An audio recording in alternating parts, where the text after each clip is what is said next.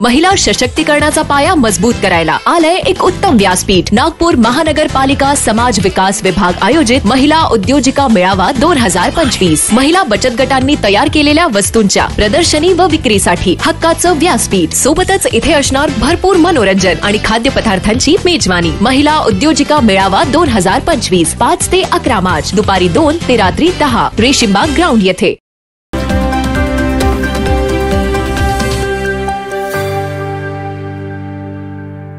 नमस्कार, मी प्रियंका। आपण बघत आहात शंखनाद। आता आपण नागपूर शहरातील मोर भवन इथे आहोत। आपण बघू शकता की या मोर भवनची स्थिती कशी झालेली आहे।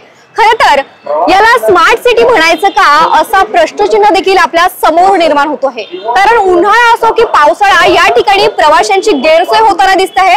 कारण बसच्या अपुऱ्या अडचणीमुळे, जागेच्या अपुऱ्या अडचणीमुळे प्रवाशांचा जो सुखकर प्रवास आहे तो त्रासदायक होताना दिसतो आहे। आपण खरं तर प्रवाशांकडून जाणून घेऊयात की त्यांना नेमक्या या बस स्थानकावर कोणकोणत्या समस्यांचा सामना करावा लागतो आहे। शहराच्या मध्यवर्ती ठिकाणी असलेले मोर भवन बस स्थानक आज दयनीय अवस्थेत असून येथे प्रवाशांना दररोज असंख्य अडचणींना सामोरे जावं लागत आहे।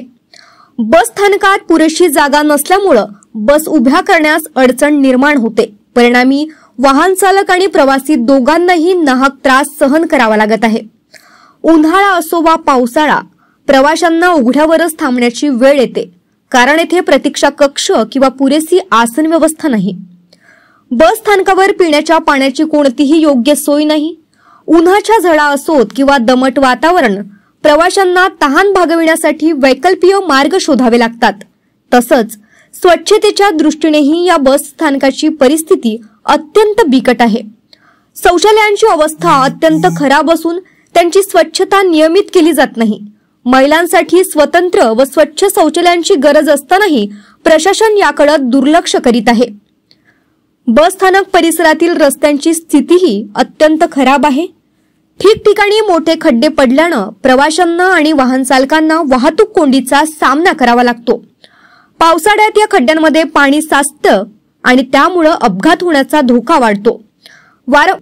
वारंवार तक्रारी करूनही प्रशासन याकडे गांभीर्याने पाहत नाही, असा स्थानिक नागरिकांचा आरोप आहे। मला असं वाटतं इथे प्रशासनाने लक्ष द्यायला पाहिजे, कारण इथे मुलींसाठी काहीही सुरक्षा नाही।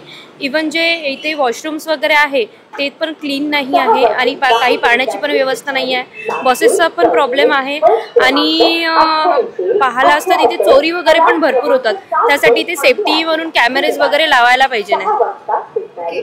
तर प्रशासनाकडून काय अपेक्षा आहेत आपल्या? प्रशासनाकडनं मला तर असं एक रिक्वेस्ट करावंसं वाटते की इथे जे वॉशरूमची सुविधा आहे ती व्यवस्थित प्रमाणात सर्व प्रवाशांना झाली पाहिजे अशी द्यायला हवी। आणि बाकी सर्व गोष्टी आहे, मेन म्हणजे CCTV कॅमेरे इथे असायला हवे मुलींच्या सेफ्टीसाठी। व्यवस्था नाही ना, गंदगीच असल्यामुळे आहे ना। बाथरूमला जाण्याची व्यवस्था नाही, पिण्याची व्यवस्था, पाणी पिण्याची व्यवस्था नाही। माझं नाव सक्षम खडतकर आणि मी आता सध्या 12th ला। अच्छा, तुला काय वाटते, तू रोज या ठिकाणी येते, प्रवास करते बसनी, रोज रेग्युलर बसेस लागतात का? रेग्युलर बसेस तर म्हणजे सोय पूर्ण चांगली आहे। म्हणजे रेग्युलर बसेस वगैरे असतात, टायमिंग नुसार बस मिळून जाते, सकाळी पण आणि संध्याकाळी। होऊ शकते की म्हणजे काही रूट्सनी बस थोडा लेट होता। जसं आम्ही म्हणजे मी आधी जेव्हा स्कूलला होतो 10th ला होतो तेव्हा मी म्हणजे वाडीवरनं डिफेन्सवरनं इकडे यायचो आणि जी पिपळा फाटा बस होती ती म्हणजे खूप टाइम कन्झ्युमिंग होती, म्हणजे खूप वेळाने लागत होती। आता तर त्याचा मला अंदाज नाही, पण डिफेन्सची जी बस आहे ती रोज रेग्युलर बरोबर लागते। पाण्याचं वगैरे बरोबरच आहे, म्हणजे असं काही टेन्शन नाही। मला सांग, या ठिकाणी जे शौचालय आहेत, जे बाथरूम आहेत, त्या कशा आहेत? शौचालय म्हणजे बाथरूमला असं वाटतं मला की रिनोव्हेट करायला पाहिजे, कारण तुम्ही बघता लेडीजचं पण आणि जेंट्सचं पण ओपन आहे। ते लेडीजचं ओपन म्हणजे आता आपण थोडं समजू शकतो की आजची परिस्थिती कशी आहे। तर लेडीजचं मला असं वाटतं की क्लोज पाहिजे, थोडं त्याला रिनोव्हेट करायला पाहिजे आणि थोडं पॉलिशिंग व्हायला पाहिजे त्याला, कारण ते जसं आधी होतं तसंच आता पण आहे। प्रशासनाकडनं काय अपेक्षा आहेत तुझ्या? अपेक्षा म्हणजे काम तर चांगलंच करत आहे आताची सरकार जी आहे, मेन म्हणजे युवांकडे बघून चांगलं काम करत आहे। तर असंच वाटतं की थोडं म्हणजे रस्ता वगैरे जो आहे तो अजून जर थोडा चांगला करण्यात आला तर सगळ्यांना त्याचा म्हणजे फायदाच होईल, असं काही नुकसान नाही आहे त्यामध्ये। बसेस म्हणजे ते तिकडचे फक्त हिंगणा बस वगैरे आहेत ते तिकडे लागतेच, पण इकडे बस लागते, इकडे काही बसाची व्यवस्था नाही आहे। तुम्हाला काय वाटतं की म्हणजे प्रशासनाने याकडे लक्ष द्यायला पाहिजे का? नाही, दिलं पाहिजे ना, प्रशासनाने दिलं पाहिजे, परंतु आता सध्या देत नाही. हे रोडही बरोबर नाही, गड्डे आहेत, सगळे आहेत. ओके, तुम्ही कुठपासून रोज प्रवास करत असता? मी कलमना मार्केट पासून तर अमरनगर पर्यंत. वाहनाची अवस्था म्हणजे मॅडम गड्डे एवढे आहे की एखादी डिलिव्हरीची बाई राहिली तिची डिलिव्हरी इथंच होऊन जायची वर, कारण की एवढे गड्डे आहे. त्या तिथून याल तर गड्डे जेवढे भयानक आहे की प्रवाशांना खूप त्रास होते, बसेस खराब होतात आणि प्रवाशांना पण खूप त्रास होतात. म्हातारे लोक राहते, कोणी बसमधून उतरायला पाहते, पडून जाते, त्यांच्यासाठी आम्हाला दौडत जावं लागते स्टॉपवाल्यांना की का बरं भाव पडले, गड्ड्यातून गाडी कुदली म्हणून पडलो म्हणते मी. म्हणजे खूप परिस्थिती खूप खराब आहे. ज्या ठिकाणी उन्हाळा असो की पावसाळा, प्रवासी म्हणजे उभे दिसतात, बसण्याची व्यवस्था नाही, नीट बाथरूमची व्यवस्था नाही, शौचालय नाही बरोबर. नाही, शौचालय. प्रशासनाकडनं काय अपेक्षा आहे, काय दुरुस्ती प्रशासनाकडून काही अपेक्षा का करणार? किती निवेदन दिले कर्मचाऱ्यांनी, युनियननी आमच्या, पण काही नाही झालंय आजपर्यंत. कुठे इथे टॉयलेट नाही बनलं का, नाही तर कर्मचाऱ्यांना कोणती बसाची किंवा प्रवाशांना बसाची कोणती सुविधा नाही, व्यवस्थित काहीच सुविधा नाही. नागरिकांनी आणि प्रवाशांनी वारंवार या समस्या प्रशासनाच्या निदर्शनास आणून दिल्या आहेत, मात्र अद्याप कोणतीही ठोस कारवाई झालेली नाही. प्रवाशांना अधिक सुरक्षित व सोयीस्कर प्रवास अनुभव मिळावा यासाठी प्रशासनानं त्वरित उपाययोजना करणं आवश्यक आहे. मोर भवन बस स्थानकाच्या सुधारासाठी आवश्यक निधी मंजूर करून तातडीनं काम सुरू करावं अशी मागणी प्रवासी आणि स्थानिक नागरिकांकडून होत आहे.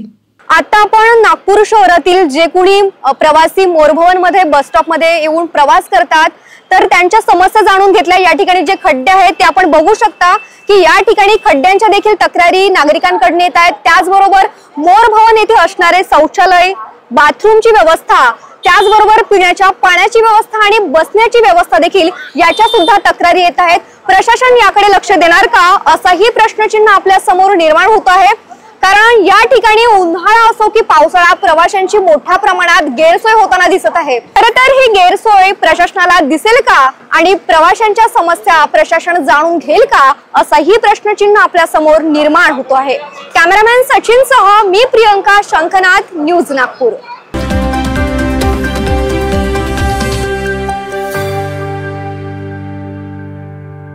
महिला सशक्तीकरणाचा पाया मजबूत करायला आलंय एक उत्तम व्यासपीठ. नागपूर महानगरपालिका समाज विकास विभाग आयोजित महिला उद्योजिका मेळावा 2025. महिला बचत गटांनी तयार केलेल्या वस्तूंच्या प्रदर्शनी व विक्रीसाठी हक्काचं व्यासपीठ. सोबतच इथे असणार भरपूर मनोरंजन आणि खाद्यपदार्थांची मेजवानी. महिला उद्योजिका मेळावा 2025 5 ते 11 मार्च दुपारी 2 ते रात्री 10 रेशीमबाग ग्राउंड येथे.